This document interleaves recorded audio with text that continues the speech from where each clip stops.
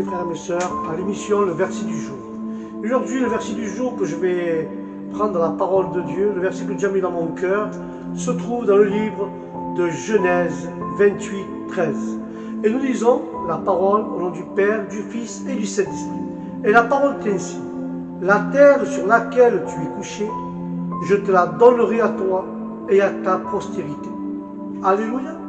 Là, nous voyons, frères et sœurs, que la parole de Dieu, ce verset nous fait comprendre, avec la grâce de Dieu, que la conduite de Jacob, frères et sœurs, la conduite de Jacob ici est telle qu'elle est rapportée, n'est pas celle de quelqu'un qui craignait simplement Dieu, mais lui faisait confiance. Alléluia.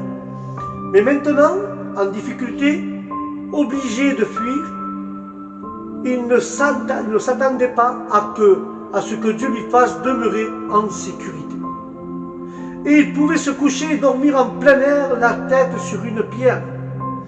Tout vrai croyant serait prêt à accepter, frères et sœurs, à accepter toutes ces choses et à accepter l'oreille de Jacob à condition qu'il puisse voir et avoir la vision de Jacob. Alléluia. Nous devons être dormir en sécurité pendant les moments difficiles, car Dieu nous fait vivre en sécurité. Car le moment choisi par Dieu pour rendre visite à son peuple, frères et sœurs, avec son confort, est le moment où il est le plus dépourvu d'autres conforts et d'autres consolateurs. Jacob vit avoir une échelle qui allait de la terre au ciel, et les anges montaient et descendaient. Et Dieu lui-même, à sa tête, cela représente premièrement la providence de Dieu par laquelle il existe. Il existe, frères et sœurs, un rapport constant entre le ciel et la terre. Il existe un rapport entre le ciel et la terre, frères et sœurs, entre l'humain et Dieu, entre le divin et l'humain. Cela fit savoir à Jacob qu'il avait à la fois un bon guide, un bon garde, la méditation du Christ, et il est à cette échelle, le pied sur la terre dans sa nature humaine, le sommet au ciel dans sa nature divine. Christ est le chemin, toutes les faveurs de Dieu nous parviennent et tous nos services lui reviennent par Christ. Alléluia. Tous les services, tout ce que nous faisons revient à Jésus, frères et sœurs. Et de cette façon, les pécheurs s'approchent du trône et de la grâce avec acceptation par la foi. Nous persévérons cette foi et dans la prière, nous nous approchons en réponse à la prière.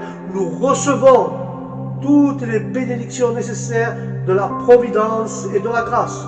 Nous avons d'autres moyens d'y aller au ciel que par Christ, et quand l'âme, par la foi, pourrait avoir ces choses, alors tout lieu deviendra agréable et toute perspective joyeuse ne quittera jamais jusqu'à ce que sa dernière promesse soit accomplie dans notre bonheur éternel. Alléluia.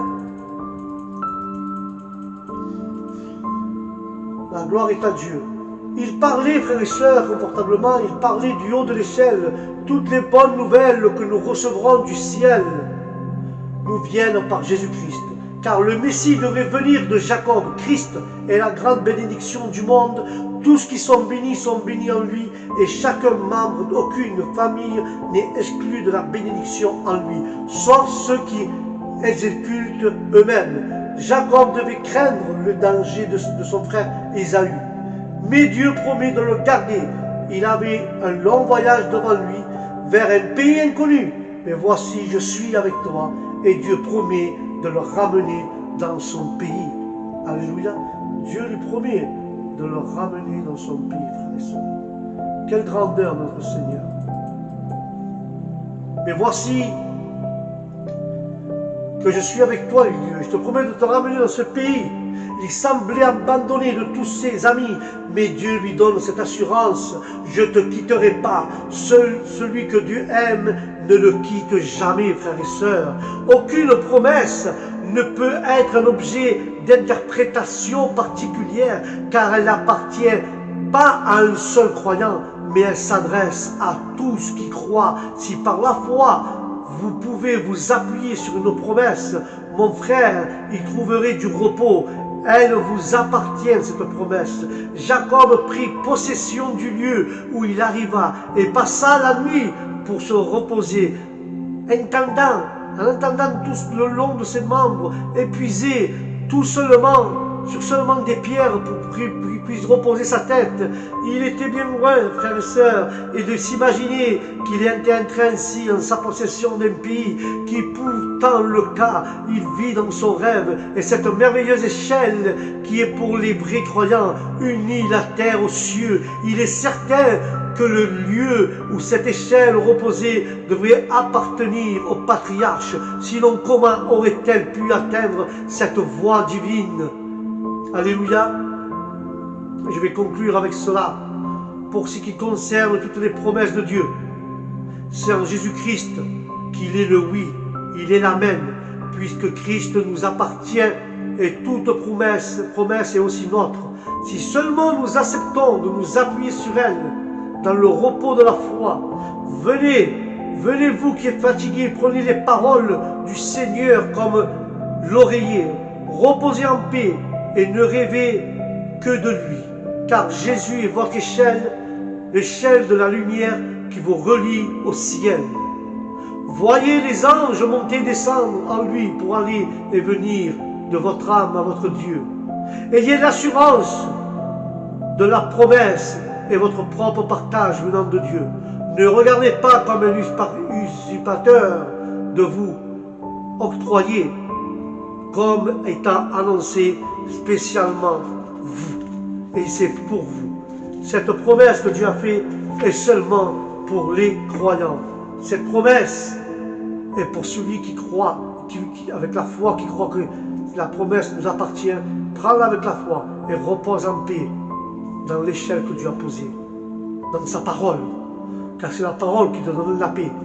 C'est la parole qui te fait des promesses. Et la parole, c'est Jésus. Et tout ce que Jésus promet, nous le donne si nous y croyons de notre cœur et de notre foi. Alléluia. Rapporte ta foi, approche-toi cette promesse. Alléluia. Voilà le verset du jour d'aujourd'hui. Je vous dis au prochain verset du jour que la paix de Dieu vous comble vos maisons et vos cœurs, votre âme et votre esprit. Et je vous dis au prochain programme. Shalom.